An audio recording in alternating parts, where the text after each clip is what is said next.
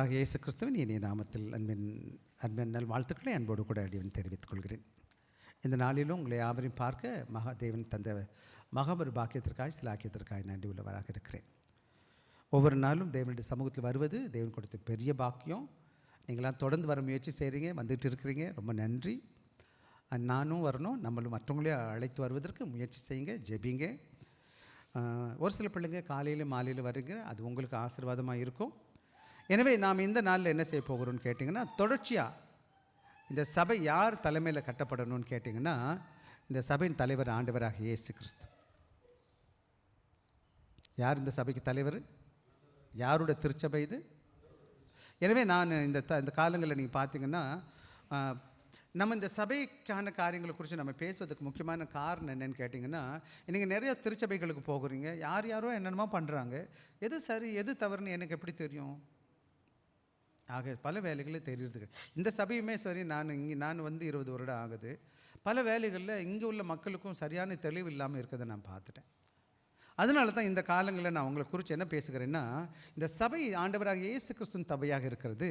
இந்த சபையில் முக்கியமாக வேதம் சொல்லுது, ஆண்டவர் இந்த உலகத்தில் என்னவாக இருக்கார்? கர்த்தர் என் சங்கீதம் 23 எப்படிப்பா தொடங்குது? ஆண்டவர் யாரா?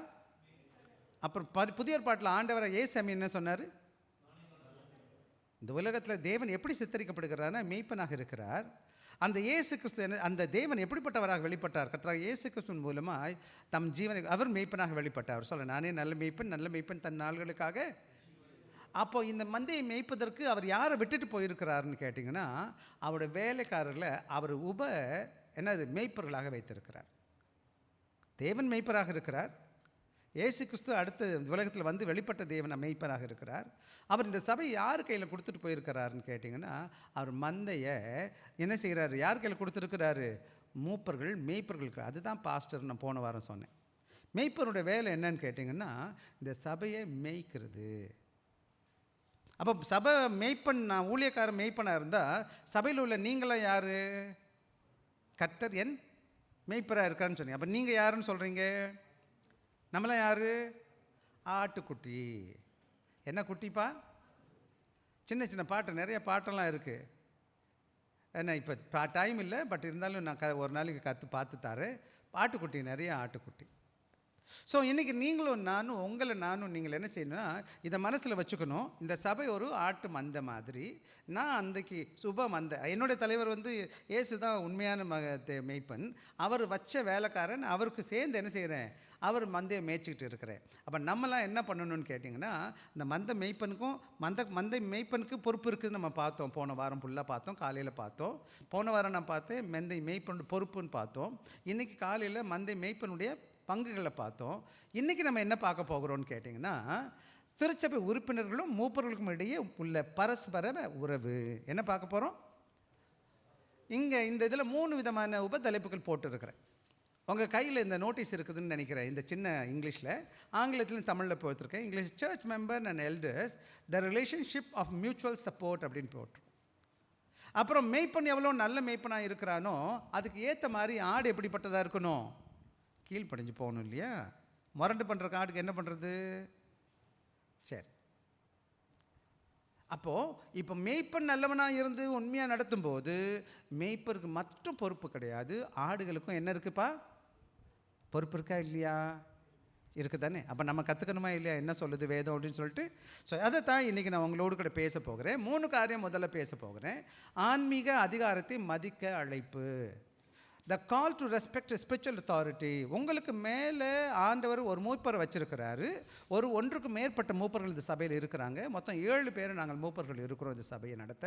அப்போ உங்களுடைய வேலை என்னன்னு கேட்டிங்கன்னா, உங்களுக்கு முன்னாடி இந்த ஊழியக்காரர் யார் வச்சுருக்கிறா? ஆண்டவர் தான் ஏற்படுத்தியிருக்கிறார். அப்படி தானேங்க? அவருக்கு கீழ்ப்படியணுமா, மதிக்கணுமா, மதிக்க வேணாமா? ஊழியக்காரர் மதிக்கணுமா வேணாமா? மெய்ப்பனை மதிக்கணுமா வேணாமா? ரைட், மதிக்கணும். 2வது மூப்பர்கள் ஆன்மீக பொறுப்பு, the spiritual responsibility of the elders. அப்போ ஊழியர்களுடைய முக்கியமான ஆவிக்குரிய என்னது பொறுப்பு என்னது? அதை நம்ம பார்க்கலாம். அதுக்கப்புறம் பரஸ்பர ஆதரவின் ஆசீர்வாதம். அப்புறம் 2 பேரும் சேர்ந்து என்ன செய்யணும்? ஒரு பக்கம் மேய்ப்பன் ஆண்டவருக்கு பிரியமாக, ஆண்டோட பிரியமாக அந்த மந்தையை மேய்க்கணும். இன்னொரு பக்கம் ஆண்டோட பிள்ளைகள் என்ன செய்யணும்? ஆசீர்வாதமான மந்தை என்ன செய்யணும்? அந்த மேய்ப்பன் கூட அவன் சத்தத்தை கேட்டு அவன் பின்னாடியே போகணும். மெய்ப்பன் சொன்ன உடனே மெய்ப்பனுடைய வேலை என்னன்னு கேட்டிங்கன்னா, பழைய ஏற்பாட்லையும் சரி புதிய ஏற்பாட்லையும் இன்னொரு நாளைக்கு ஒரு புக்கை எழுதணும்னு நினச்சிட்ருக்கேன் மெய்ப்பனை பற்றி. என்னது, ஆண்டவர் தான் மெய்ப்பர், இயேசு கிறிஸ்துவ அந்த மெய்ப்பர். அப்படின்னா சபை ஊழியக்காரன் அந்த மெய்ப்பர் எப்படிப்பட்டவனாக இருக்கணும்? ஆண்டவரை போல் இயேசு கிறிஸ்துவை போல் பின்பற்றி நடக்கிற மெய்ப்பனாக இருக்கணுமா வேணாமா? மெய்ப்பண்ண என்னென்ன வேலை இருக்குது? நீங்களாம் ஆடை வச்சுக்கோங்க. இப்போ நீங்கள் தான் மெய்ப்பர்கள் எல்லாம் அங்கே உட்காந்துருக்கீங்க. உங்கள் கையில் ஒரு 10 ஆடை கொடுத்துட்டேன். என்ன பண்ணுவீங்க டெய்லி? என்னம்மா என்ன எதுக்கு கூட்டிகிட்டு போகிறீங்க? சாப்பாடு கொடுக்க. சொல்லுங்கள், என்ன கொடுக்கணும்? நம்ம எல்லோரும் நம்ம ஆட்டுக்கு சாப்பாடு கொடுக்கணுமா? ரெண்டாவது என்ன பண்ணணும்? தண்ணி கொடுக்கணுமா? கர்த்தர் என் மேய்ப்பராக இருக்கிறார், நான் தாழ்ச்சி அடையேன், அவர் என்னை புல்லுள்ள இடங்கள் மேய்த்து அமர்ந்த தண்ணீர் என்னை கொண்டு போய் விடுகிறார். முதல்ல போஷிக்கிறது என்ன சொல்லணும்? ரெண்டாவது என்ன பண்ணணும்? அப்புறம் சொல்லுங்கள். எங்கே எதுலேருந்து? ஓநாயிலேருந்து, மிருகங்கள்லேருந்து, திருடன்லேருந்து பாதுகாக்கணும். அப்போ சொல்லிக் கொடுக்கணும். அது பாதுகாப்பே இல்லை. வருவான், யார் மாதிரி வருவான்? ஓநாய் மாதிரி வருவான். ஓநாய் பொத்துக்கிட்டு வருவான், சபைக்குள்ளே வருவான், கண்ட கதையெல்லாம் பேசுவான். ரைட்டு, பாதுகாக்கணும். அப்புறம் பாதுகாக்கிறது மட்டும் போதுமா? நான் மரணம் இருந்தேன், பள்ளத்தாக்கில் நடந்தாலும் பொல்லாப்புக்கு பயப்படேன், தேவரீர் என்னோடு கூட இருக்கிறீர், உமது கோளும் உமது தடியும் என்னை தேற்றும். அப்படின்னா என்ன அர்த்தம்? கோள்னா என்னது? நேத்தி. தடின்னு ஒன்று இருக்குது. என்னன்னு கட்சி இன்னொரு நாளைக்கு நெருக்கமாக பேசுவோம். அது அவனை வழி நடத்துறதை பற்றி பேசுது, அவனை பாதுகாக்கிறத பற்றி பேசுது. அப்படி அந்த மகன், அந்த அந்த மெய்ப்பன், அந்த ஆடு கடவுள் பிரியமாக இருந்துச்சுன்னா, உன் சத்துருக்களுக்கு முன்பாக உன் பந்தியை ஆயத்தப்படுத்தி என் பந்தியை என்னையால் அபிஷேகம் பண்ணுகிறேன், என்ன என் பந்தியை என்னது என் தலையால் என்னைய அபிஷேகம் பண்ணுகிறேன், என் பாத்திரம். அப்போ தான் ஆண்டவர் ஆசீர்வதிக்கிறார். அதனால தான் கடைசி சங்கீதம் சொல்லுது, நான் கர்த்தருடைய வீட்டிலே நீடித்த நாட்களாய் நிலைத்திருப்பேன், நன்மையும் கிருபையும் என்னை தொடரும், நான் கர்த்தருடைய வீட்டிலே நீடித்த நாட்களாய் அப்படின்னு சொல்லுது. அப்போ மேய்ப்பனுடைய ரோல் பார்த்துட்டிங்க இல்லையா? மேய்ப்பன் என்ன செய்கிறாரு? போஷிக்கிறாரு, பாதுகாக்கிறாரு, அப்படியே அவங்கள கழும்பிடித்து வழி நடத்துகிறாரு, கரிசனையோடு கூட பாதுகாக்கிறாரு. அது மாத்திரம் கிடையாது, அந்த ஆட்டுடைய நிலைமையை உயர்த்துறாரு. உங்களையும் என்னையும் கூட படிப்படியாக ஆண்டவர் உயர்த்தி உங்களுடைய சத்துருக்களுக்கு முன்பாக என்ன செய்வார்? ஒரு பந்தி என்பது என்னுடைய ஆசீர்வாதத்தின் வெளிப்பாடு. நான் எப்போவுமே திருவிழா என் வீட்டில் வந்து விசேஷம் வைக்கிறேன்னு வச்சுக்கோங்களேன், காசு இல்லைன்னா வைக்க முடியுமா? பணம் வேணும், ஆசீர்வதிக்கணும், துக்கமாக இருக்க வைக்க முடியாது. ஆக ஆண்டோட ஆசீர்வாதம் யாருக்கு முன்னாடி? எனக்கு விரோதமாக இருக்கிறவங்க முன்னாடி ஆண்டவர். அதுவும் எப்படி வழிதான்? நிரம்பி வழிதான். என் பாத்திரம் நிரம்புறது ஒன்றும் இல்லை, நிரம்பி ஓடுது. அதுதான் ஆண்டோட ஆசீர்வாதத்தின் வெளிப்பாடு. அப்போ ஆண்டவர் ஆனால் எப்போ நடக்கும் அப்படின்னு கேட்டிங்கன்னா, ஆண்டவருக்கு கீழ்ப்படிந்த ஆடாக இருக்கும்போது. தவிர ஆடு ஓடி போச்சுன்னு வச்சுக்கோங்க, என்ன ஆகும்? ஏன் நாய் அடிக்கும், குழியில் விழுந்துடும், போய் மாட்டிக்கிறோம், திருடன் தூக்கிட்டு போயிடுவான். தயவுசெய்து மந்தையில் இருக்கிற வரை பாதுகாப்பு, மேய்ப்பன்கிட்ட இருக்கிற வரை பாதுகாப்பு, மேய்ப்பன் கொடுக்குறத சாப்பிட்ற வரை பாதுகாப்பு. தெரியாமல் போய் எதாச்சும் தின்னுச்சுன்னா வயிறு ரிப்பேர் ஆகிரும், அப்புறம் சமயத்தில் விஷத்தை சாப்பிட்டுச்சுன்னா போயிடுச்சு. ஸோ இன்றைக்கி இதுதான் நானும் நீங்களும் எப்படி தான் இருக்கிறோன்னு கேட்டால், இது ஆண்டவருடைய திருச்சபை, இது ஒரு மந்தை, நான் அவருடைய வேலைக்காரன், ஒரு மேய்ப்பன். எனவே இதில் கொம்புலாம் இல்லை, பெரிய பாஸ்டர்னு ரொம்ப புகழெல்லாம் வேண்டாம். 2 பேருக்கும் சமமான பொறுப்பு. ஒன்று நான் என்ன செய்கிறேன்? உங்களை வழி நடத்துகிறேன். நீங்கள் நம்ம எல்லாம் சேர்ந்து ஆண்டவருடைய மந்தையாக காணப்படுகிறோம். நானும் அவருடைய மகன் தான். சரியா? சரி, இப்போ நான் சுருக்கமாக வேகமாக நான் 2-3 காரியங்களை சொல்லிவிட்டு நான் உங்களோடு கூட போக இருக்கிறேன். ஒரு பாட்டு இருக்குது, இன்னொரு நாளைக்கு நான் சொல்லித்தரேன். என்னையா ஒரு பாட்டு, ரொம்ப அருமையான பாட்டு, நான் அப்புறமா யோசிச்சுட்டு சொல்கிறேன். ஸோ இதை தான் இன்றைக்கி நான் உங்களோடு கூட பேச போகிறேன். Church members and elders and relationship is mutuals of சப்போர்ட்னு பார்க்குறோம். சபை உறுப்பினர்களும் மூப்பர்களும் பரஸ்பர உறவின் ஆதரவின் உறவு. ஆக 2 பேரும் கை கோர்த்துக்கிட்டு ஆண்டோட வேலையில் கீழ்ப்படிஞ்சு இருக்கும் பொழுது அந்த ஆசீர்வாதம் எப்படி இருக்குது? ஆண்டோட பிரசன்னம், தேவ ஆவியான ஒரு வழி நடத்துதல், தேவ பிரசனத்தை உணர்கிறோம். ஒரே தேவ சமாதானம், தேவ சந்தோஷம், தேவ பிள்ளைகள் எல்லாம் ஒன்று கூடி தேவனை ஆராதிக்கும் போது அங்கே ஆண்டவர் இருக்கிறார். இல்லையா? ஆண்டோட ஆவியானவர் இருக்கிறாரா இல்லையா? நீங்கள் நினைக்கக்கூடாது ஆண்டோட ஆவியான் கத்துனா தான் வருவார்னு. அவர் கத்துனா கூட வரமாட்டார் நீங்கள் கடவுள் பிரியமாக இல்லைன்னா. நீங்கள் பேசிக்கிட்டு உண்மையாக இருப்பீங்கன்னா அவர் எங்கே என்ன செய்வார்? அவர் உங்கள் கூட தான் இருக்கிறார். சில வேலை தப்பாக புரிஞ்சுக்கிட்டோம், கத்துனா தான் கூச்சல் போட்டால் தான் ஆவியானவர் வருவார்னு. அப்படிலாம் வரமாட்டார். அவர் ஆவியானவர், ஒழுக்கத்தின் ஆவியானவர், பரிசுத்தமானவர், அவர் பரிசுத்த ஆவியானவர். அவர் பகுத்தறிவுள்ள ஆவியானவர், முட்டாள்லாம் கிடையாது. கடவுளை அறியாதவங்க செய்கிற மாதிரி நம்ம செய்யலாமா? அவர் தானே ஞானத்தை கொடுத்துருக்கிறாரு. சாமி எங்கேயாச்சும் வீச்சுன்னு கத்திக்கிட்டு கிடந்தாரா? அதில் சீஷர்கள் ஏதாச்சும் பண்ணினாங்கன்னு பார்க்குறீங்களா? நல்லா கவனமாக கவனிச்சிங்கன்னா அவங்க அப்படி பண்ணலை. பட் பரவாயில்ல, போயிட்டு போகுது. வாங்க ஒவ்வொன்றா நம்ம பேச போகிறோம். இந்த வேத பகுதியை எல்லாரும் நிறுத்தி நிதானமாக வாசிக்க போகிறேன். என் கூட சேர்ந்து எல்லாரும் கவனமாக வாசிக்க போகிறேன். இதிலிருந்து தான் இந்த 3 கருத்து நான் பேச போகிறேன். உங்களை வாசிப்போம். உங்களை நடத்துகிறவர்கள் உங்கள் ஆத்துமாக்களுக்கு உத்தரவாதம் பண்ணுகிறவராய் விழித்திருக்கிறபடியினால் அவர்கள் துக்கத்தோடே அல்ல, சந்தோஷத்தோடே அதை செய்யும்படி அவர்களுக்கு கீழ்ப்படிந்து அடங்குங்கள். அவர்கள் துக்கத்தோடு அப்படி செய்தால் அது உங்களுக்கு பிரயோஜனமாக இருக்க மாட்டாது. கிளியராக இருக்குல்ல? புரியுதில்ல? நமக்கு இதை நான் பிரசங்கமே பண்ண வேண்டியதில்லை. புரியுதா? உங்களை நடத்துகிறவர்கள், கவனமாக கவனிக்கணும், உங்களை நடத்துகிறவர்கள் உங்கள் ஆத்துமாக்களுக்காக உத்தரவாதம் பண்ணுகிறவர்களாக இருக்கிறபடியாய் உத்தரவாதம் பண்ணுகிறவர்களாய் என்னது விழித்திருக்கிறபடியினால் அவர்கள் துக்கத்தோடே அல்ல, சந்தோஷத்தோடே அதை செய்யும்படி அவர்களுக்கு கீழ்ப்படிந்து அடங்குங்கள். அவர்கள் துக்கத்தோடு அப்படி செய்தால் அது உங்களுக்கு பிரயோஜனமாக இருக்க மாட்டாது. எபிரேயர் 13வது அதிகாரம் 17வது வசனம். ஆக நான் சொல்கிறது உங்களுக்கு புரியுதா? கவனமாக கவனிக்க புரியுதா? இப்போ நம்ம ஒரு சில காரியங்களும் நிறுத்தி நிதானமாக நம்ம வாசிக்க போகிறோம். விசேஷமாக ஒவ்வொரு திருச்சபை மக்கள் விசுவாசிகளும் எவ்வளோ பெரிய விசுவாசியாக இருந்தாலும் அவங்க எல்லாரும் ஒரு சபையில் மெம்பராக இருக்கணும். அல்ல பிரதர்ஸ், கேட்குதா நான் சொன்னது? நான் ரொம்ப பைபிள் நல்லா படிப்பேன், எனக்கு பைபிள் நாலேஜ் இருக்குது, ஆனால் எந்த சர்ச் போக மாட்டேன்னா என்ன கிடையாது? நீங்கள் ஆண்டோட சரீரத்தில் இல்லை, ஆண்டோட மந்தையில் இல்லை. வச்சுக்கோங்க, ஒரு ஆடு வெளியில் சுற்றுதுன்னு வச்சுக்கோங்களேன், அது மந்தையில் இல்லைன்னு என்ன ஆகுன்னு உங்களுக்கு தெரியும் இல்லையா? அதே மாதிரி ஒவ்வொரு விசுவாசியும் இயேசு சாமியுடைய சபை தான் அவருடைய மந்தை. இந்த சபை உண்மையான மேய்ப்பர் யாருன்னா அவர் தான் அந்த மேய்ப்பர். அவருடைய ஊழியக்காரங்க தான் நாங்களும் அவருடைய மேய்ப்பராக இருக்கிறோம். ஆனால் எங்களுடைய வேலை என்னன்னு கேட்டால் அவர் கொடுத்த மந்தையை அவருக்கு பிரியமாக நடத்துவதற்கு. அப்போ ஒவ்வொரு விசுவாசியும் எங்கே உட்காந்துருக்கணும்? ஒரு திருச்சபைக்கு எங்கே இருந்தாலும், சிங்கப்பூரில் இருந்தாலும், இந்தியாவில் இருந்தாலும், அமெரிக்கா போனாலும், எங்கே போனாலும், சின்ன பிள்ளையாக இருந்தாலும் பெரியவங்களாக இருந்தாலும் ஆண்டோட சபைக்கு போயிடணும். சபையில் அங்கத்தினராக இருக்கணும். அங்கம்னா என்ன தெரியுமா? இந்த கை இருக்குது பார்த்தீங்களா? இந்த சரீரத்தில் ஒரு அங்கம். கண்ணு இந்த சரீரத்தில் ஒரு அங்கம். சரி, வெட்டி இதை தூக்கி வெளியில் போட்டால் என்ன ஆயிடும்யா? இது அங்கமாக இருக்குமா? அந்த கையை தூக்கி நம்ம குப்பையில் போட்டுருவோம், எழிச்சிருவோம், புதைச்சிருவோம். இந்த கையை ஒன்றும் உதவாது. அப்போ சபையில் நானும் நீங்களும் அங்கங்களாக இருக்கிறதுனால நம்ம என்ன செய்யணும்? சபையில் ஒட்டிக்கிட்டு இருந்தால் தான் உயிர் இருக்கும். சபையை விட்டு வெளியில் போயிட்டா நீங்கள் நல்ல ஒரு சில காலங்களில் நல்ல விசுவாசியாக இருந்திருக்கலாம். தொடர்ந்து சர்ச்சுக்கு வராமல் இருந்து பாருங்கள், உங்கள் ஆவிக்குரிய வாழ்க்கை அப்படியே என்ன போயிடும்? மங்கி போயிடும். நல்ல பைபிள் வாசிப்பீங்க, ஆனால் ஒன்றும் விறுவிறுப்பாக இருக்காது. ஏன்னு கேட்டிங்கன்னா இந்த சபை தான் அவருடைய சரீரம், இந்த சபை தான் அவருடைய மந்தை.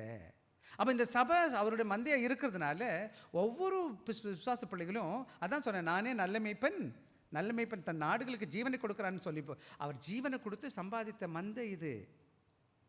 அவர் ஏன் உங்களை கூப்பிட்டு தெரிஞ்சுக்கிட்டாரு? உலகத்தில் இருந்து அவரோட மந்தையில் என்ன செய்யணும்? சேர்க்கறதுக்கு. அவரோட ஆடுகள் எல்லாம் அவர் கூட்டி சேர்க்க போகிறார். அவர் தான் பிரதான மேய்ப்பர், வரப்போகிறார். அதே அதிகாரத்தில் 1 பேதுரு சொல்லுது, எப்போ ஒரு நாள் மகிமையின் தேவன் வரும்போது, பிரதான மேய்ப்பராக இயேசு கிறிஸ்து வரும்பொழுது இந்த மந்தை என்ன செய்யும்? அவர் பார்க்க போகும். சரி, ஆக மொத்தத்தில் நம்ம என்ன பண்ணணும்னு கேட்டிங்கன்னா, every church is called to be shepherded by God's elder.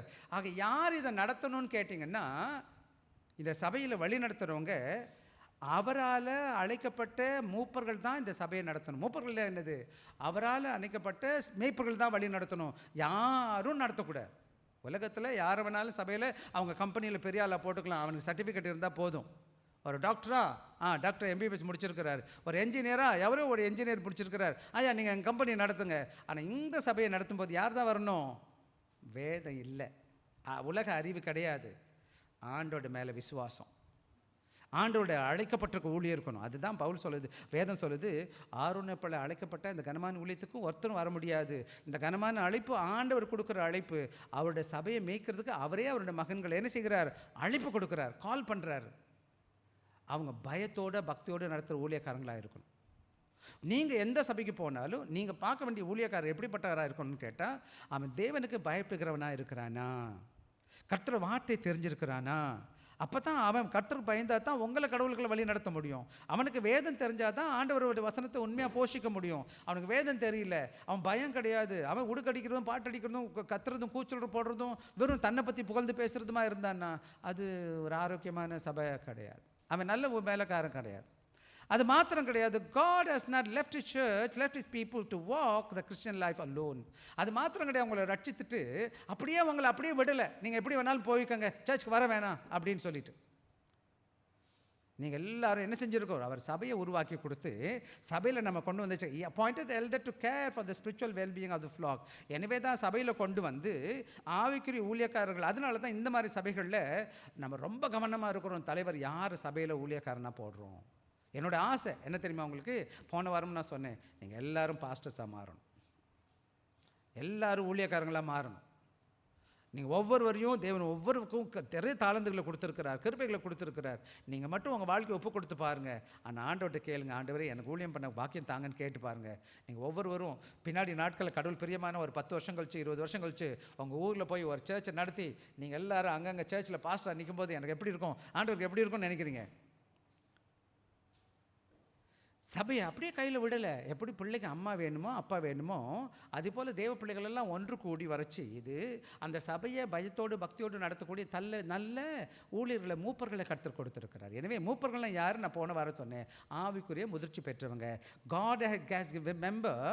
அதே சமயத்தில் இந்த சபையில் வருகிற நம்ம எல்லாம் அங்கத்தினராக இருக்கிற நாம் எல்லாரும் மெம்பராக இருக்கிறோம்ல, அங்கத்தினராக மந்தையாக இருக்கிறோம்ல, நம்ம என்ன பண்ணணும்னு கேட்டிங்கன்னா அவருக்கு கொடுத்த அவர் சொல்கிற காரியத்தை அவருடைய பங்குக்கு நம்ம சப்போர்ட் பண்ணி அவரை கனப்படுத்தி அவர் சொல்கிறதுக்கு கீழ்ப்படிஞ்சு அந்த ஊழியத்தில் நான் மந்தியாக போகணும். ஒரு ஐயா, நான் தான் ஊழியக்காரன், நான் உங்களை எல்லாம் ஒன்றா மேய்க்கிறேன், வாங்கப்பா எல்லாரும் இந்த இடத்துக்கு போகணும்னு சொன்னால் என்ன செய்யணும்?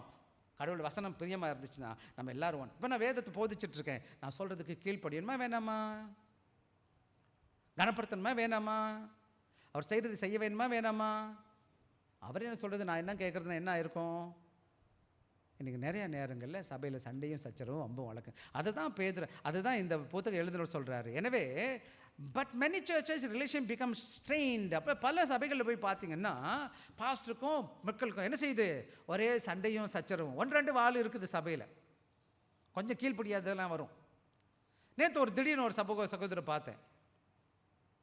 அப்புறம் என்ன ஆச்சு அப்படின்னு கேட்டேன். சர்ச் 2 ஒழிஞ்சு போச்சு, பாஸ்டர் கேட்க மாட்டார், ஏதோ சண்டை போச்சு. எனக்கு ரொம்ப கஷ்டம், என்னடா இப்படி ஆகிப்போச்சு சர்ச்சுன்னு சொல்லிட்டு. பிரச்சனை எங்கன்னு நமக்கு தெரியாது, பட் ஒன்று மட்டும் நல்லா தெரியும், அவங்க கடவுள் வாசனத்துக்கு கீழ்ப்படியல. சபைகளில் பார்த்தீங்கன்னா நல்ல உறவு இல்லை ஊழியக்காரனுக்கும் பிள்ளைகளுக்கும். இன்னும் சில சபைகளில் பார்த்தீங்கன்னா பாஸ்டரை மீட் பண்ண முடியாது. இன்னும் சொல்ல என்ன செய்ய, மக்கள் கூப்பிட்டா பாஸ்டர் எடுக்க மாட்டார், ஃபோனில் கூட பேச மாட்டார், வீட்டுக்கே போக மாட்டார், பேச மாட்டார். போனால் அந்த பெருசாக ரொம்ப பெரிய ஆளுன்னு நினச்சிக்குவார் அவர். தயவு செய்து அப்படி பார்க்கக்கூடாது. ஊழியக்காரனாக இருக்கிறது பார்த்தீங்கன்னா மெனி எல்டர்ஸ் என்ன செய்ய, நிறைய தலைவர்கள் எப்படின்னா மக்களை கடினமாக வழி நடத்துவாங்க, வேலைக்காரங்க மாதிரி ட்ரீட் பண்ணுவாங்க. வேலைக்காரங்க பண்ணலாமா? சில மெம்பர் என்ன பண்ணுவாங்க, சிலர் பாஸ்டர் அப்படின்னா பரவாயில்ல, பாஸ்டர் கெட்டவராக இருந்தார், இந்த மெம்பரும் வளவலா தொலைன்னு கூப்பிட்டா வரமாட்டாங்க, மதிக்க மாட்டாங்க, ஒன்றும் பண்ண மாட்டாங்க, கீழ்ப்படிய மாட்டாங்க, எதுக்கத்தாலும் எதிர்த்து பேசிக்கிட்டே இருப்பாங்க, வசனமே தெரியாது, அவர் சொல்கிறதெல்லாம் தப்புன்னு சொல்லிக்கிட்டு இருப்பாங்க. ஆக இங்கே பிரச்சனை என்னன்னு கேட்டிங்கன்னா 2 பேரும் ஆண்டவருக்கு பிரியமாக இல்லாததுனால சபை என்ன ஆயிடுச்சுன்னு கேட்டால் குட்டிச்சவராக போயிடுச்சு. அதனால் என்ன ஆகும்னு கேட்டிங்கன்னா அங்கே சபையில் சந்தோஷம் இல்லை, மன துக்கம் வந்துடும். அந்த ஊழியக்காரை பார்த்தா துக்கம், அந்த மெம்பரை பார்த்தா துக்கம். அப்புறம் ஊழியம் பண்ணுறது ஆசீர்வாதமாக இல்லை, அது ஒரு பாரமாயிரும். ஐயோ எப்படா இந்த ஜனங்களுக்கு முன்னாடி நிற்கிறது, எப்படா இந்த சர்ச்சில் பாஸ்டருக்கு போகிறது, என்ன செய்கிறது, மக்களுக்கு பொறுமை இருக்குமா, சந்தோஷம் இருக்குமான்னு கேட்டாது. அப்புறம் சபை வளர்கிறதுக்கு பதிலாக சபை உடஞ்சி போயிடும். அப்படி தான் நிறைய சபை ஏன் உடையுது? ஊழியக்காரன் கடவுளுக்கு கீழ்ப்படியலை. கடவுளுக்கு பிரியமான ஊழியக்காரர்னா மெம்பர் சபையில் உள்ள மக்கள் கீழ்ப்படியலை. எப்படி இருக்கும் சபை? ஆசீர்வாதமாக இருக்குமா? மன சந்தோஷமாக இருக்குமா? சபை வளருமா? இதுக்கு தலைகீழே நடக்கும். சந்தோஷமும் போச்சு, ஆசீர்வாதமும் போச்சு, சபை என்ன செஞ்சிச்சு, சுக்குநூறாக உடஞ்சி ஆண்டவர் நாமம் தூசிக்கப்படுது. யாருடைய நாமம்? நேற்று கூட அந்த தம்பிக்கிட்ட சொன்னேன், we are different, நமக்கெல்லாம் வித்தியாசம் இருக்குது, we are sinful people, definitely we have an issue, but we need to make sure that we glorify God. நான் என்ன சொன்னேன், நமக்கு பிரச்சனை இருக்கும், நமக்கெல்லாம் குறைகள் இருக்குது. ஆனால் நம்ம 2 பேரும் ஒட்டி வந்து என்ன செய்யணும், ஆண்டவரை நம்ம என்ன பண்ணணும்ப்பா, கனப்படுத்தணும், ஆண்டவரை மகிமைப்படுத்தணும்னு நான் சொன்னேன். ஆக therefore the writer of Hebrew instruct our relationship should work together for the glory of God and health of the church. ஆக சபையில் ஊழியக்காரனாக இருக்கட்டும், விசுவாசிகளாக இருக்கட்டும், இந்த சபையுடைய ஒரே ஒரு நோக்கம் தான், இந்த சபைக்கு ஆண்டவராக இயேசு கிறிஸ்து நாமத்தை என்ன செய்யணும், நாம மகிமைப்படுத்தணும். நான் வேற நீங்கள் வேற, நமக்குள்ள சண்டைக்கு வரலாம், மனபாரங்கள் வரலாம், ஆனால் ஆண்டவர் நாமத்தை தூசிக்க விடலாமா, ஆண்டவர் நாமத்தை மகிமை குலைச்சல் பண்ணாமல் செய்யலாமா? வாங்க நம்ம 2 பேரும் ஒத்துமையாயிரும். அப்படி நம்ம 2 பேரும் குறைகளோடு கூட நம்ம கடவுளுக்குள்ளே வந்துட்டோம்னா இந்த சபை எப்படி இருக்கும், ஆரோக்கியம் இருக்குமா, சுகவீனமாக இருக்குமா, எப்படியா இருக்கும்? பேசுவோம், நம்ம எல்லோரும் பேசுவோம். என்னம்மா? அப்போ ஆரோக்கியமாக இருக்கணும்னா என்ன பண்ணணும்? யார் யார் கூட? மந்தை மேய்ப்பனுக்கும் நீங்களும் ஒற்றுமையாக இருக்கணும். மந்தையில் இன்னொரு மந்தை என்ன செய்யணும், மற்ற குட்டிகள் ஆட்டுக்குட்டிகளோடு எப்படி இருக்கணும், இணக்கமாக இருக்கணும். எப்போ பார்த்தாலும் சண்டை போட்டுக்கிட்டு இருந்தால் எப்படி இருக்கும்? பார்த்தீங்களா, சில நேரங்களில் ஆட்டுக்குட்டி 2 ஆடு கடை சண்டை போடும், பார்த்துருக்கீங்களா? ஃபோட்டோவில் பார்த்துருப்பீங்களே. எப்போ பார்த்தா நான் பெரியவன், நீ பெரியவன், அப்படி பேசினா எந்த சபை நல்லாயிருக்கும்? ஏசு மட்டும்தான் பெரியவர். யார் மட்டும்தான் பெரியவர்? நான் யார்? அவன் வேலைக்காரன். நான் யார்? ஒரு ஆடு. நீங்கள் யார்? ஏசாமி ஆடு. நம்மளாம் யார் கூட்டிகிட்டு வந்தா? உங்களுக்கு நல்லா தெரியுமா? அந்த குட்டி பொண்ணு வந்திருக்காளே, அது யார் கூட்டிகிட்டு வந்தா? ஏசாமி பிள்ளை. தெரியுமா அந்த சர்ச்சுக்குள்ளே யார் நீங்களாம் வந்தீங்க? இந்த டேவிட் நாங்கள் உட்காந்துருக்கான் பையன், யார் இதெல்லாம் கூட்டிகிட்டு வந்தா நீங்கள் நினைக்கிறீங்க? நினைக்கிறேன் நீங்கள் வந்தீங்கன்னு. உதீனா இருக்கட்டும், பெப்பினா இருக்கட்டும், அவன் பேர் என்னது, சுதனா இருக்கட்டும், கிரேஸு, ஜாய்ஸ், எல்லா பிள்ளைங்களும் யாருன்னு கேட்ட ஜீசஸ் கொண்டு வந்தார். சொல்லுங்கள் பார்க்கலாம். உங்களை யார் கொண்டு வந்தா? இங்கே என்ன யார் வச்சது? அப்போ நம்ம என்ன பண்ணணும்? சேர்ந்து வேலை பார்க்கணும் ஆண்டோட ஊழியத்தில். எப்படி பண்ணணும்? 2 பேரும் கை கோர்த்துக்கிட்டு என்ன செய்யணும்? ஆண்டவர் இங்கே தான் ஆவியானவர் இருக்கிறாரு. 100 பேர் வந்தாலும் 1000 பேர் உடுக்கடிச்சாலும் ஆடினாலும் கத்துனாலும் சண்டை போட்டுக்கிட்டு இருந்தால் ஆவியானவர் அங்கே இல்லை. தேவ ஆவியானோட பிரசனம் இல்லை. நீங்கள் நினைக்கிறீங்களா கத்துனா கூச்சல் போட்ட ஆவியானவர் இருக்கிறாரு அப்படின்னு சொல்லிட்டு? அப்போ கடவுளை அறியாத நிறைய கத்துறானே, அங்கே நிறைய மோளம் போட்டு அடிக்கிறானே. அப்போ என்ன இருக்குது அந்த ஆவி? எல்லாம் சேர்ந்து ஆடிக்கிட்டு எவ்வளோ சண்டை போட்டுக்கிட்டு இருக்காங்க. எங்கே ஆண்டவர் ஆவியானவர் இருக்கிறாரோ, எங்கே ஆண்டவர் நம்ம நடத்துகிறாரோ, அங்கே ஒருமனம், ஒற்றுமை, சமாதானம், சந்தோஷம், ஆசீர்வாதம், வளர்ச்சி, கிருபை எல்லாம் வளர ஆரம்பிக்குது. ஸோ ஒவ்வொன்றா நம்ம பார்க்க போகிறோம். ஆக இதை எழுதும்போது, எபிரேய சபையை எழுதும்போது என்ன செய்கிறாருன்னு கேட்டிங்கன்னா, எபிரேய மக்கள் என்ன அழுத்தத்தில் இருக்கிறாங்க, பாடுகள் மத்தியில் இருக்கிறாங்க, பல வேலைகள் சோர்ந்து போய் இருக்கிறாங்க. மக்கள் எப்படி இருக்காங்க? இங்கிலீஷில் பார்த்த believers under pressure, persecution and discouragement. என்ன ஆகுதுன்னு கேட்டிங்கன்னா, என்ன சூழ்நிலை எபிரேய நிருபத்தை எழுதும்போது எழுதுறாருன்னு கேட்டிங்கன்னா, அவங்க மக்களுக்கு என்ன இருக்குது? பெரிய அழுத்தம். இப்போ நீங்களாம் பாருங்கள், வெவ்வேறு இடத்துலேருந்து வேலை பார்க்குறீங்க, இந்தியாவிலேருந்து வேறு வந்திருக்கிறீங்க, மனைவி பிள்ளைங்க அங்கே இருக்கிறாங்க, இங்கே பாஸ்கிட்ட வேலை பார்க்கணும், நல்லவனும் இருக்கான், கெட்டவனும் இருக்கான், குடிகாரன் இருக்கான், ஏமாத்துக்காரன் இருக்கான், எல்லாருக்கூடையும் நம்ம வாழ்கிறோம். நம்ம பிரச்சனை அந்த பக்கம் இந்த பக்கம் இருக்குது, ஒரு விதமான மனபாரம் இருக்குது. அப்புறம் கூட நம்ம சபைக்கு வருகிறோம் ஆண்டவருடைய பாதத்தில். ஆண்டவர் பேருக்கு பார்க்கும்போது நம்ம ஆண்டவருடைய பிள்ளைகள் ஒருத்தருக்கு உற்சாகப்படுத்துறதை விட்டுட்டு பிரச்சனை வர்ற மக்களுக்கு பிரச்சனை என்ன பண்ணக்கூடாது. அதான் இப்படி சொல்லுவாங்க, கொடுமைன்னு கோயிலுக்கு போனால் அங்கே 2 கொடுமை ஜங்குன்னு ஆடுதான். நான் ஆண்டவருடைய பசங்களை கேட்கலாம், ஆண்டவர் ஊழியக்காரை பார்க்கலாம், ஆண்டோட சகோதரியை பார்க்கலான்னு வந்தால் இவங்க வாயில் வரதெல்லாம் நல்லா இருக்காது, சண்டை சச்சரவு போட்டுக்கிட்டு இருக்காங்க. எப்படி ஆண்டவர்கிட்ட இருக்கிறாரு? ஆக இன்றைக்கி பாருங்கள், மக்கள் அழுத்தத்தில் இருக்கிறாங்க, பலவிதமான பிரச்சனைகள் மத்தியில் வாழ்கிறாங்க, சோர்ந்து போய் இருக்கிறாங்க. ஆண்டோட ஊழியக்காரோட வேலை வசனத்தை போதிக்கணும், ஆனால் ஆண்டோட பிள்ளைகள் ஆண்டவருக்குள்ளே வழி நடத்தணும். நம்ம எல்லோரும் ஒருத்தருக்கு ஒருத்தர் உற்சாகப்படுத்தணும். கவலைப்படாதீங்க பிரதர், நான் இருக்கிறேன், உங்களுக்கு ஜெபிக்கிறேன் பிரதர். என்னால் தங்கம் கொடுக்க முடியாது, வெள்ளி கொடுக்க முடியாது, ஆண்டவருக்கு ஜெபிக்க முடியுமா முடியாதா? விசாரிக்க முடியுமா முடியாதா? நம்மளாம் அன்பான சகோதரர் ஒருத்தருக்கு ஒருத்தர் விசாரிக்கணும், அதுதான் ரொம்ப முக்கியம். They need strong leadership, study, shepherding. இந்த மாதிரி நேரங்களில் தான் அவங்க கஷ்டமான சூழ்நிலை வரும்போது இங்கே அவங்க வழி நடத்துகிறவங்கிற சரியானவங்களாக காணப்படணும். சத்தியத்தை சத்தியமாக போதும். இங்கே அவன் பிடுங்குறவனாக இருந்தால் எப்படி இருக்கும்? சில சபைகளுக்கு போனால் அவனே கடன் கட்டிட்டு வர்றான். இங்கே அந்த கடன் கட்டணும், இந்த கடன் கட்டணும், அங்கே பிரச்சனை, இங்கே பிரச்சனை, பிள்ளைக்கு காசு அனுப்பணும், பொண்டாட்டி காசு அனுப்பணும், அதெல்லாம் இங்கே வந்த உடனே பாஸ்டர் கொடு நீ கடன் வாங்கியாச்சும் கொடுன்னு கேட்டால் எப்படி இருக்கும்? நிறைய பிரச்சனை. ஊழியக்காரர் என்ன பண்ணணும்? தெளிவானவனாக இருக்கணும். 2வது என்ன பண்ணணும்? உறுதியாக நிற்கணும். இப்போ என்ன பண்ணுறாங்கன்னா மக்கள் யூடியூப்பை பார்க்குறாங்க, பாஸ்டர் அவன் ஜங்குன்னு ஆடுறான் பாஸ்டர், நானும் ஆடிடணும். நான் கரெக்டாக இருக்கணும், எது வேணுமோ அதை செய், சரியானது செய், தப்பு அதில் உறுதியாக இருக்கணும். சில நேரம் என்கிட்ட சண்டை போட்டதுக்கெலாம் காரணம் என்னென்னு கேட்டால், நான் என்ன செய்கிறது இல்லை, ஈஸியாக சில காரியத்துக்கு இடம் கொடுக்கறது கிடையாது. வசனம் சொல்லலையா செய்ய முடியாது. இந்த திருச்சபையில் ஒரு பிரச்சனை என்னென்னு கேட்டால், வேதத்தில் சொல்லலைன்னா என்ன பண்ண முடியாது, செய்யலாமா செய்யக்கூடாதா? நீங்கள் என்ன நினைக்கிறீங்க, வேதத்தை சொல்லாதெல்லாம் செஞ்சுருவோமா, செய்யலாமா? அப்புறம் கேப்ரா டான்ஸ் தான் ஆடிக்கிட்டு இருக்கணும். உலகத்தை சொன்னதெல்லாம் செய்ய முடியுமா, முடியக்கூடாது. அதனால் நல்ல ஊழியக்காரங்க இருக்கு.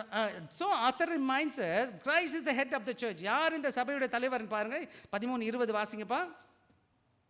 13:20.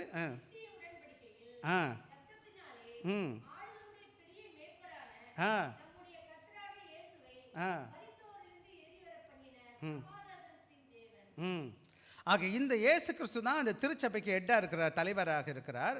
1 பேதுரு 5வது அதிகாரம் 1 முதல் காலையில் நம்ம பேசினோம். ஆக மூப்பர்களும் என்ன இருக்கிற மற்ற எல்லாரும் உப மூப்பர்களாக காணப்படுகிறார், அதான் மேய்ப்பர்களாக காணப்படுகிறோம். எனவே நாம் எல்லாரும் ஆண்டவருக்கு கீழ்ப்படிந்தவர்களாக இருக்கிறோம். அந்த விசுவாசிகள் யாருன்னு கேட்டிங்கன்னா, யோவான் 10வது அதிகாரம் 27வது வசனம் வாசிங்கப்பா. 10:27. யோவான் 10:27. என் ஆடுகள் என் சத்தத்திற்கு செவி கொடுக்கிறது, நான் அவைகளை அறிந்திருக்கிறேன், அவைகள் எனக்கு. பாருங்கள், இதை குறிச்செல்லாம் டீட்டெயிலாக பேசுகிறதுக்கு நேரம் இல்லை. ஆண்டவராக இயேசு கிறிஸ்துவின் ஆடுகள் யாருடைய ஆடுகளப்பா? யார் ஆடு, யாருடைய ஆடுன்னு போட்டிருக்கு? யார்? சத்தமாக பேசுங்க. என் ஆடுகள்னு யாருடைய ஆடுகள்? இயேசு கிறிஸ்துவின் ஆடுகள். யார் கேட்கும் சத்தத்தை? யாருடைய சத்தத்தை கேட்கும்? அது என்ன பண்ணுமா, கேட்டுட்டு ஊர் ஊராக போகுமா, ரவுண்ட் அடிக்க போகுமா? அவருடைய ஆடுகள் அவருடைய சத்தத்தை கேட்கும். அப்புறம் கேட்டுட்டு என்ன பண்ணும், அவர் பின்னாடியே போகும். அப்போ நம்மளாம் யார்? அவருடைய ஆடுகள். அப்புறம் யார் சத்தத்தை கேட்கணும், அப்புறம் யாருக்கு பின்னாடி போகணும்? கேட்டு பாருங்கள், நீங்கள் யாருக்கு பின்னாடி போய்ட்டு. ஸோ இன்றைக்கி அதுதான் இன்றைக்கி சபைகளில் உள்ள பிரச்சனை. Relationship design by God, not by man. ஆக இந்த அடையாளம், இந்த விதத்தை யார் உருவாக்குனான்னு கேட்டால், ஆண்டவர் இதை உருவாக்கி இருக்கிறார். யார் உருவாக்கி இருக்கிறார் இந்த அமைப்பை?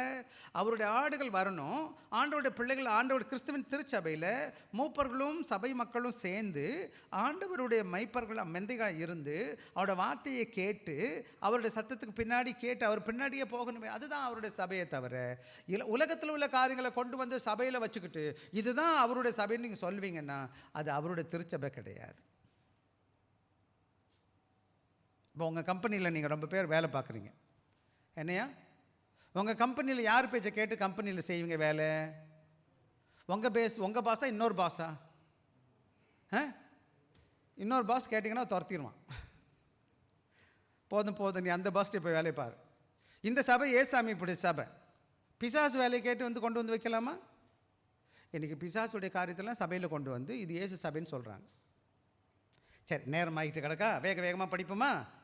வாங்க வசனத்தை வாசிங்க. முதலாவது பகுதியை வாசிங்க எனக்காக. 13:17 முதல் பகுதி வாசிங்க. உங்களை நடத்துகிறவர்கள் உங்கள் ஆத்துமாக்களுக்காக உத்தரவாதம் பண்ணுகிறவர்களாக இருக்கிறவர்கள் விழித்திருக்கிறபடியினால் செய்யும்படி கீழ்ப்படிந்து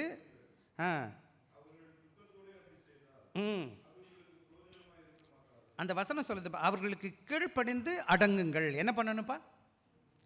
கீழ்ப்படிந்து அப்படின்னா என்னப்பா அர்த்தம் தமிழில், ஆங்கிலத்தில்? Obey means persuaded by to trust their spiritual guidance.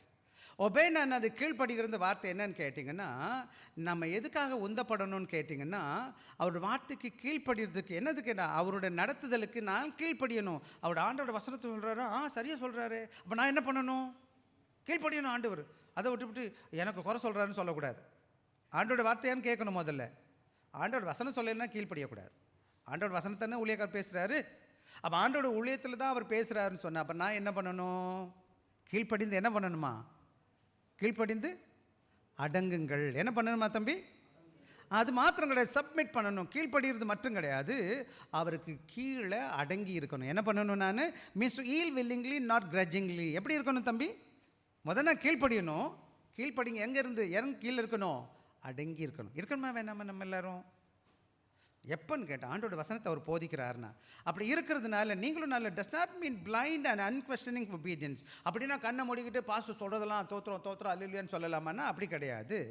என்ன செய்யணும்னு கேட்டிங்கன்னா, it's means humble readiness to be guided. அப்படின்னா என்ன அர்த்தம்னு கேட்டிங்கன்னா, வேதத்திலேருந்து வசனம் சொல்லப்படும்போது வேதத்திலேருந்து தான் ஊழியக்காரர் பேசுகிறாருன்னு சொன்னால் அதுக்கு நான் கீழ்ப்படிஞ்சு அவருக்கு என்ன சமர்ப்பிப்பதற்கு நான் தயாராக இருக்கணும். போட்டி போட வரல, சண்டைக்கு போக வரல. ஆண்டோட ஊழியக்காரோட வேலை ஆண்டோட வசனத்தை கொண்டு போஷிக்கிறது. அவரோட வேதத்திலேருந்து அவர் பேசுகிறாருன்னு சொல்லி நமக்கு தெரிஞ்சுக்கிட்டு அப்போ நான் என்ன பண்ணணும், அவரோடு கூட இருந்து கீழ்ப்படிந்து அடங்கணும். நான் அடங்கி இருக்கிறேன்னா புரியுதில்ல உங்களுக்கு? ஆட்டுக்குட்டியில் அடங்காமல் இருந்தால் என்ன செய்யுது, மாட்டிக்கிறோம். இப்போ நம்மளாம் ஆட்டுக்குட்டி தானே. அப்போ ஆட்டுக்குட்டி ஜீசஸோட ஆட்டுக்குட்டி என்ன பண்ணணும், அவரோட வார்த்தைக்கு கீழ்ப்படியணும் தானே. அப்போ கீழ்ப்படுகிற நாம் எப்படிப்பட்டவர்களை கீழ்ப்படிந்து என்ன பண்ணணுமா, அடங்கணும். அப்படின்னு நாமே அவருடைய தலைமைத்துவத்துக்கு அடங்கி இருக்கணும். என்ன பண்ண சொன்னப்பா? அது மாத்திரம் கிடையாது. எதுக்காக அடங்கணும்? பிகாஸ் எல்டர்ஸ் யாருன்னு கேட்டிங்கன்னா, எப்படிப்பட்ட எல்டராக இருக்கணும், ஒரு மூப்பர் எப்படிப்பட்டவராக இருக்குன்னா, அவர் என்ன செய்யக்கூடாது, கொடுங்கோலராக இருக்கக்கூடாது. அல்லது என்ன மாதிரி கொடுங்கோல்னா தெரியுமா, நான் சொல்கிறேன் நீ செய் அப்படி சொல்லக்கூடாது. நான் பாஸ்டர் பேசுகிறேன் அப்படி சொல்லக்கூடாது. சில சமயங்கள் ஊழியக்காரங்க அப்படி நிற்பாங்க. நம்ம இந்த காலத்தில் சின்ன பிள்ளைகிட்ட பேசுகிறதே பயப்பட வேண்டியிருக்கு. புரியுங்களா உங்களுக்கு? இந்த சின்ன பிள்ளைகிட்ட பேச முடியும்னு நினைக்கிறீங்களா? அவங்க நம்மகிட்ட கேட்குற கேள்விக்கு பதில் சொல்ல முடியாது. ஆக நானும் நீங்களும் எப்படி இருக்கக்கூடாது, ஊழியக்காரன் ஒரு டிக்டேட்டர்னா என்ன கிடையாது, கொடுங்கோலனா இருக்கக்கூடாது. அப்புறம் பாசஸ்னா என்னது, எஜமானன் மாதிரி இருக்கக்கூடாது. எப்படி இருக்கக்கூடாதுப்பா? எஜமான் நீ யாருப்பா? அவர் தான் ஓனர். நான் நீங்கள் வேலைக்காரன். நான் யார்? அவரோட வேலைக்காரன். யார் என்னோட ஓனர்? என்னோட ஓனர் யார்யா? அப்புறம் அவரோட பேச்சை நான் கேட்கணுமா, என் பேச்சை நீங்கள் கேட்கணுமான்னு பார்த்தீங்க. அது மாத்திரம் கிடையாது. Not owner of the church, அதாவது பாஸ்ன்னு சொல்கிற மாதிரி தலைவர், அது மாற்றம் கிடையாது. Not the owner of church. இந்த சபையை பில்டிங் யாருடையதாக இருக்கலாம், அவங்களுக்கு நம்ம கீழ்ப்படியாதபடி யாருக்கு ரெடி பண்ணணும்னா, பட் சர்வன்ட் அண்டர் கிரைஸ்ட். நம்ம யாராக இருக்கிறோன்னு கேட்டிங்கன்னா, ஏசு கிறிஸ்துவின் சேவகர்களாக இருக்கிறோம். நாங்களை யாருப்பா? அது மாத்திரம் call to guide God's people in God's word. ஆக எனவே ஆண்டோட ஊழியத்தின் பாதையில் வந்திருக்கிறவங்கள, எனவே நானும் ஆன்மீக அதிகாரத்தை நான் என்ன செய்யணும், நான் மதிக்கணும். யாரை மதிக்கணுமா? எனக்கு கொடுத்த அதிகாரத்தை மதிக்கணுமா வேணாமா? அதான் அங்கே போய் அப்படின்னு சொல்கிறாரு, கீழ்ப்படிந்து என்ன செய்யணும், நீங்கள் அடங்கிருங்க. என்ன பண்ணணுமா? அடங்கி இருக்கணுமா இல்லையா? எந்த சபைக்கு போனாலும் ஊழியக்காரர் என்ன சொல்கிறாரு, கடவுள் வசனத்தை போதிக்கிறாரா? ஒவ்வொரு நாள் நான் சின்ன வயசில் ஜெபிச்சுட்டே போவேன், ஆண்டவரே இன்றைக்கி என்னோடு கூட நீங்கள் பேசணும் சுவாமி. அப்புறம் பாஸ்டர்னு சொன்னோன்னா ஓடி ஓடி ஊழியம் பண்ணுவோம், எல்லாம் பண்ணுவோம். சின்ன வயசில் சூப்பராக நான் ரொம்ப, நீங்கள் தான் ஒரு நாளைக்கு ஒரு நேரம் சர்ச்சுக்கு வந்தாலே எல்லாம் சபையும் முடிஞ்சிச்சுன்னு நினச்சிட்ருக்கீங்க. ஒரு சில பிள்ளைங்களை இப்போ 2 வாரம் பார்க்க ஆரம்பிக்கிறேன். எனக்கு ரொம்ப சந்தோஷம். நான் சின்ன வயசில் என்ன செய்வேன், எத்தனை சபை இருந்தாலும் ஒரு நாளும் ஓடுவேன். குறைஞ்சது 2 சர்வீஸ் 3 சர்வீஸ் 3 ஆராதனை 4 ஆராதனை. எதுக்கு போவேன் நீங்கள் நினைக்கிறீங்க? எதுக்கே போவேன்? என்னம்மா சப்போ பேசுவோம், ஆண்டவர் வசனம் கேட்கணுமா இல்லையா? நான் அப்புறம் ஊழியக்காரருக்கு சொன்னால் ஓடி ஓடி ஊழியம் பார்ப்போம். அப்படி ஊழியம், என்ன ஊழியம் வேணாலும் சொன்ன ஊழியத்தை செஞ்சுருவோம். ஆண்டவருக்கு கிருபை தான் அன்றைக்கு காலத்தில் கொடுத்தாரு. ஆக நானும் நீங்களும் ஆண்டோட அதிகாரத்திற்கு, விசேஷமாக ஆன்மீக அதிகாரத்திற்கு, விசேஷமாக உலகத்தில் கடவுள் அறியாதான் பயப்பட மாட்டாத ஊழியம் பண்ணுறான். எஜமான்கள் வெளியில் இருக்கவன் நல்லவனா இல்லை, பதவி காமிக்க விரும்புகிறான், புகாட்டை காமிக்க விரும்புகிறான், உங்களை எல்லாம் துக்கப்படுத்த விரும்புகிறான், தான் பெரிய ஆளுன்னு காமிக்க விரும்புகிறான். அப்படி நம்ம இங்கே பண்ண மாட்டோம், பண்ணக்கூடாது. அப்படி செஞ்சாங்கன்னா அது தவறு. ஆனால் நம்ம அப்படி செய்ய மாட்டோம். 2வது முக்கியமான காரியம் என்னன்னு கேட்டிங்கன்னா, அவர்கள் வசனம் திருப்பி வாசிங்க, எனக்கு உங்களை நடத்துகிறவர்கள் வாசிங்கப்பா 17.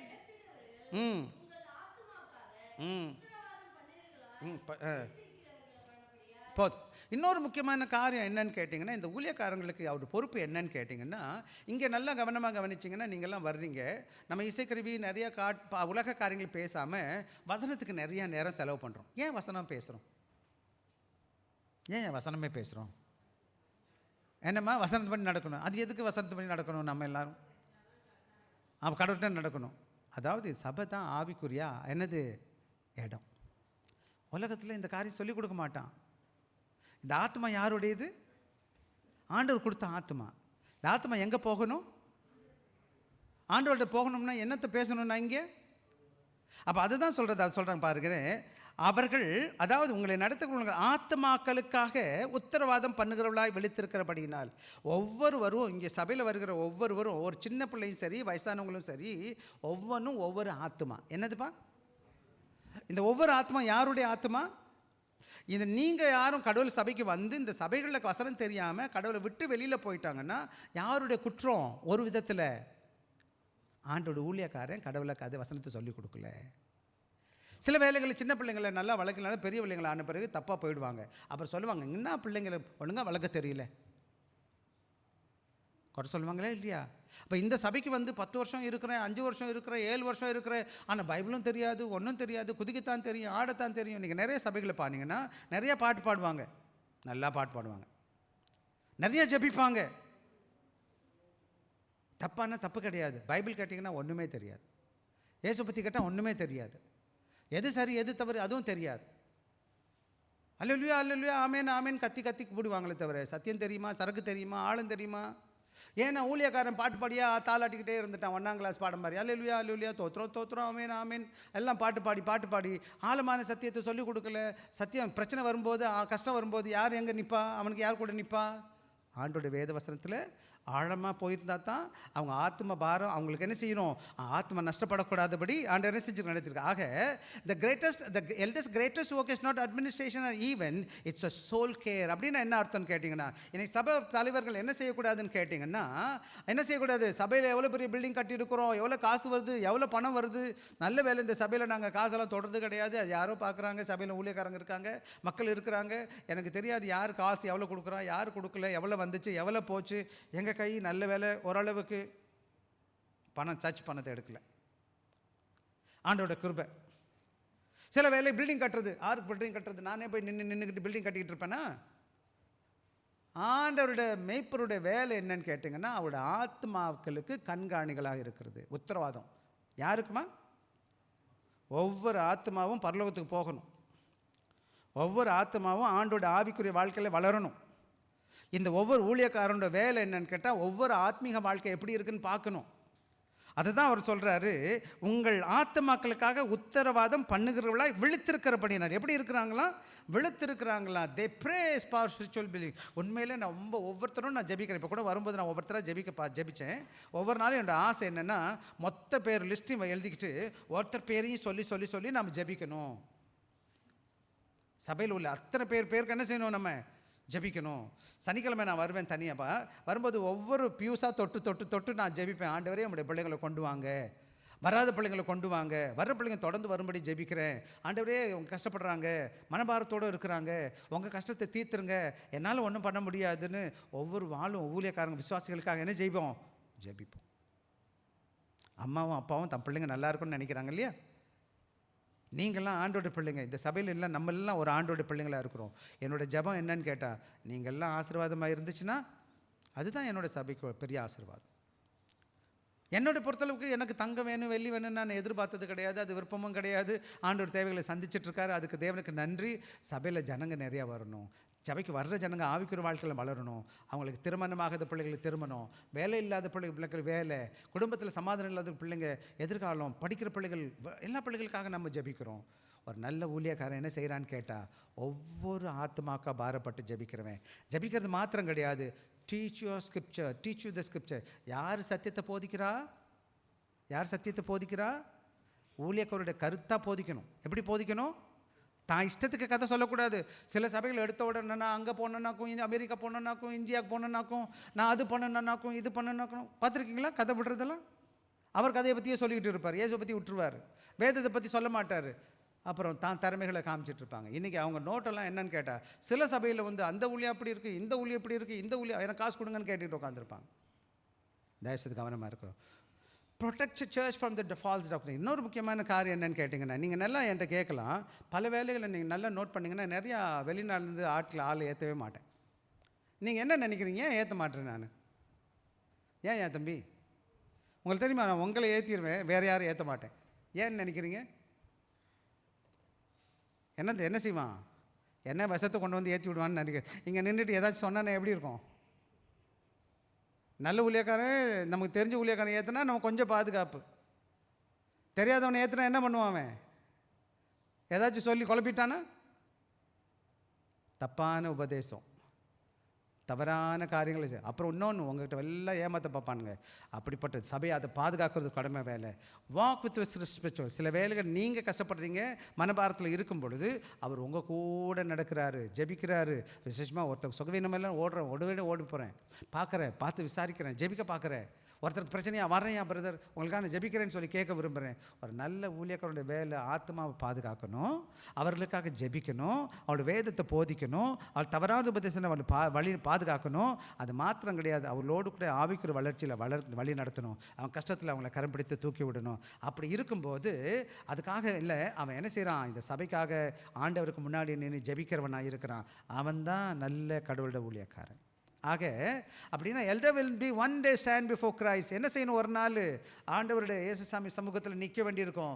அப்புறம் கேட்பார் ஏசாமி, நம்மளை பார்த்து கேட்பார், என்னப்பா உனக்கிட்ட அந்த பிள்ளைங்களெல்லாம் கொடுத்தனே, நீ என்ன பண்ணுன?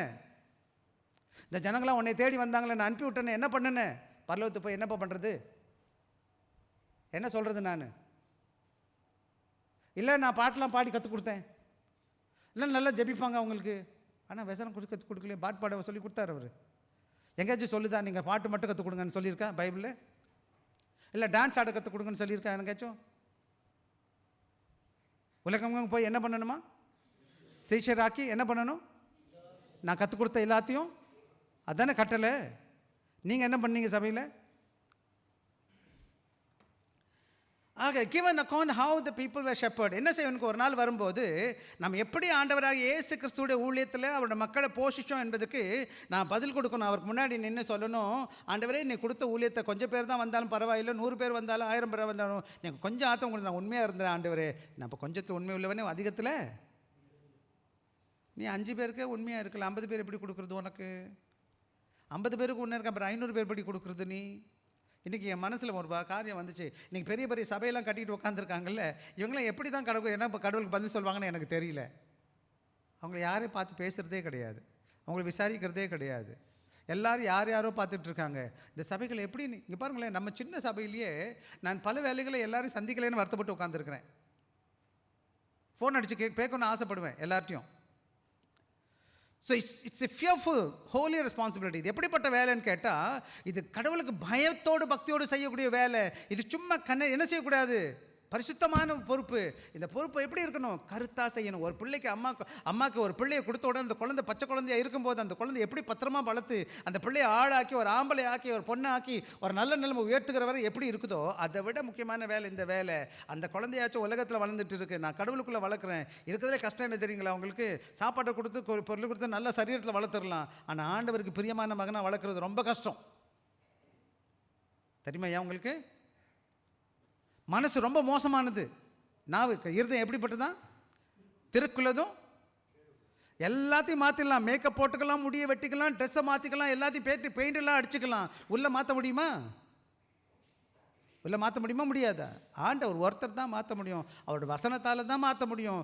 ஆண்டவர்கிட்ட கேட்கணும், ஆண்டவரே அவங்கள வழி நடத்துங்க சுவாமி, அவங்களுக்கு கிருபை தாங்க ஆண்டவரே, அவங்க பாதுகாத்துக்கொள்ளுங்க, அவங்க ஆபத்து வரக்கூடாது, விபத்து வரக்கூடாது, எல்லாத்துக்கும் மேலே உமக்குள்ளே உண்மையாக இருக்கணும். எனக்கு நிறைய பேருடைய பிரச்சனை தெரியுமா, இவங்க விசுவாசத்தை விட்டு விலகி போயிடுறாங்கம்மா.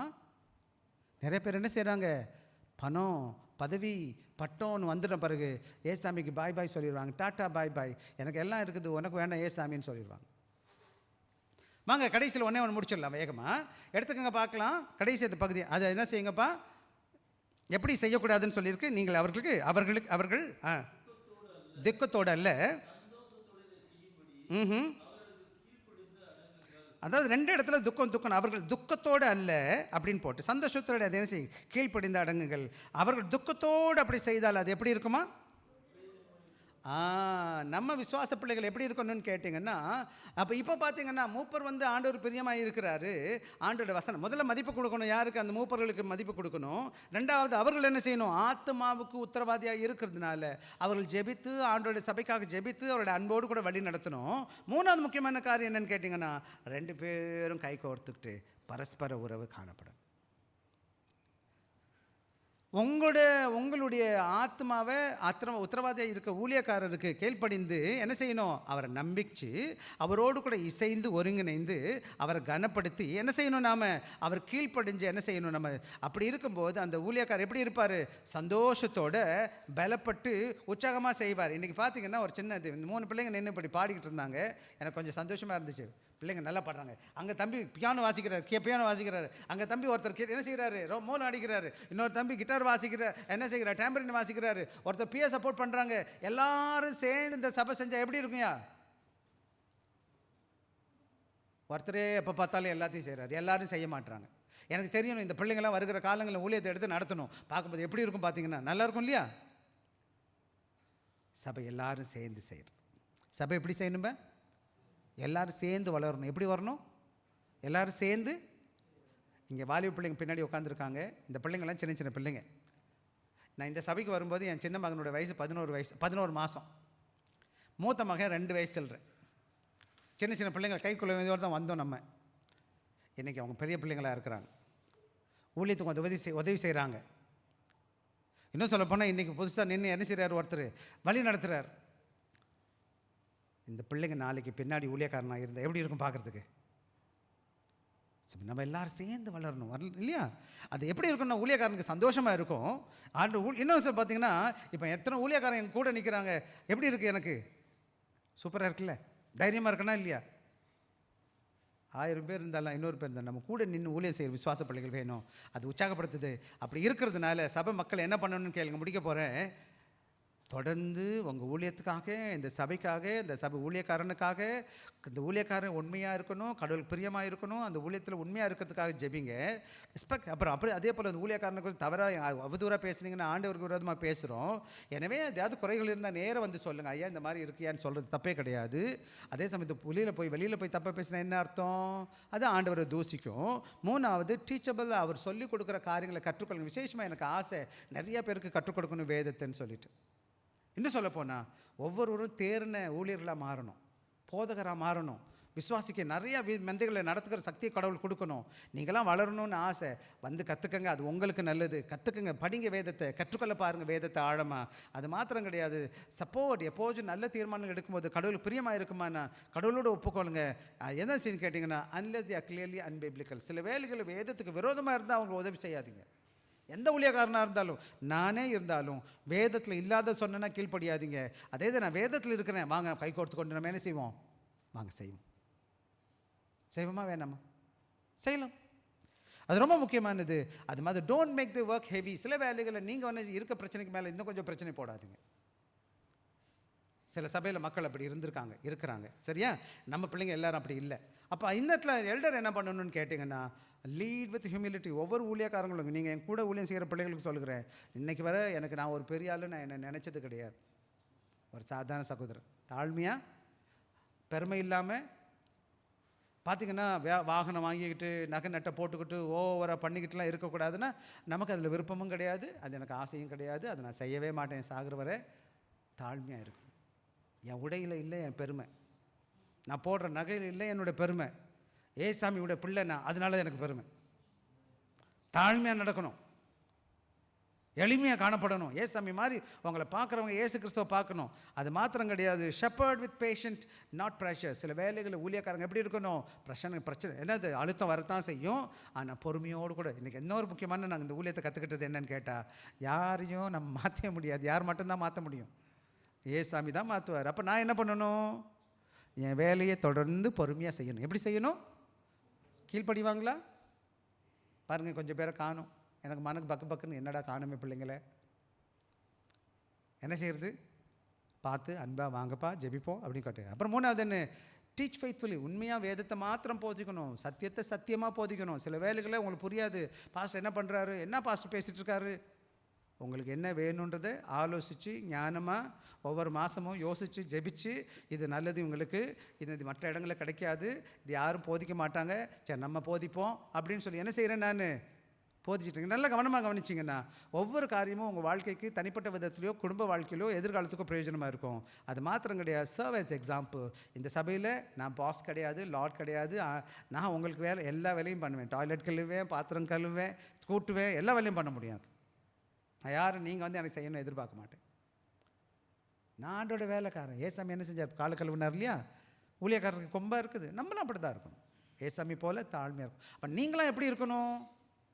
நீங்களாம் எப்படியா இருக்கணும்? தாழ்மையாக இருக்கணுமா, பெருமையோடு காணப்படணுமா? ஐயா, உங்கள் கம்பெனிலையும் இப்படி செய்ய பார்க்கணும். சரியா? வாங்க முடிச்சிருவோம். Love the flock as Christ loves the church. இதே போல் ஏசாமி எப்படி சபையை நேசித்தாரோ அதே போல் நாம் நேசிக்கணும். எனவே கடைசியில் முடிப்போம். Search is not a business. சபை என்பது ஒரு என்ன கிடையாது? வியாபாரமாக வியாபாரம் இல்லையா? நிறைய பேர் சபைக்குள்ளே பிஸ்னஸ் நடத்திக்கிட்டு இருக்கிறான். அது விற்கிறது, இது விற்கிறது, என்னென்னமோ விற்கிறாங்க. தயவு செய்து சபைக்குள்ளே எதுவும் விற்கக்கூடாது. ரெண்டாவது என்னது? Church is under the family of என்னது? Is a family under the care of Christ. இது சபை என்பது ஒரு மந்தை மாத்திரம் கிடையாது. இந்த சபை என்னது? ஆண்டவராக இயேசு கிறிஸ்துவின் குடும்பம். என்னப்பா? யாருடைய குடும்பம்? ஆண்டவருடைய குடும்பத்தில் நாம் எல்லாம் அங்கே தானே இருக்கிறோம். அது மாத்திரம் கிடையாது. என்ன செய்யணும்னு கேட்டால், ஆண்டவருடைய மூப்பர்கள் அன்போடு கூட நடத்தணும். மெம்பர்கள் என்ன செய்யணும்? எல்லா பிரஜைகளும் ஆண்டவருக்கு கீழ்ப்படிந்து நம்பிக்கை போகணும்.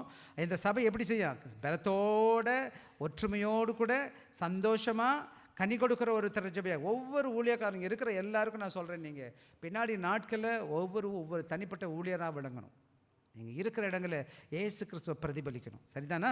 அது மாத்திரம் கிடையாது. கடைசியில் முடிச்சிருவோம். let us learn therefore commit ourselves Christ our shepherd. நம்ம வாழ்க்கை யார் கொடுக்கணும்? நம்முடைய பிரதான ஆசிரியர், பிரதான மேய்ப்பர் இயேசு கிறிஸ்துக்கு ஒப்பு கொடுக்கணும். அவரோட வார்த்தைக்கு வார்த்தையை கேட்கணும். அவரோட வார்த்தைக்கு கீழ்ப்படிஞ்சு வழி நடத்தப்படணும். அப்புறம் மாத்திரம் கிடையாது, நாம் ஒருத்தர் என்ன செய்யணும்? அன்பு செலுத்தணும். தாழ்மையோட. நான் பெரிய ஆள், நீ பெரிய ஆள்னு பேசக்கூடாது. கடவுளை அறியாதவங்க எப்படி இருப்பாங்க? பெருமை பாராட்டி இருப்பாங்க. எனவே நம்ம இந்த வேலையில் முடிக்க போகிறேன். உங்களுக்கு புரிஞ்சிருக்கும் நான் உணர்கிறேன். தம்பி, கடைசி பாட்டு பாடிடுவோமாப்பா? வாங்கப்பா, முன்னாடி வாங்கப்பா தம்பி.